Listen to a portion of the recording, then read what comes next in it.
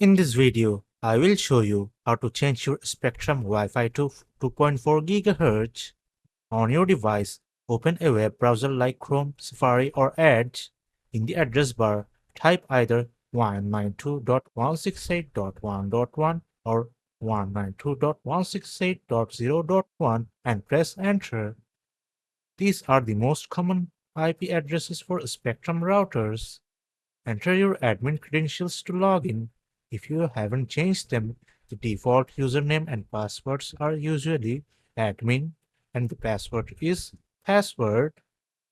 After logging in, finally click on the Wireless or Network Setting tab. Under the Basic or Wireless Settings section, look for the Frequency Band Settings. From the available options, select 2.4 GHz as your preferred frequency band. After selecting 2.4 GHz, save the changes. Your router may restart automatically to apply the new settings. Make sure your devices are now connected to the 2.4 GHz Wi-Fi network. You can check this under your Wi-Fi device's Wi-Fi settings.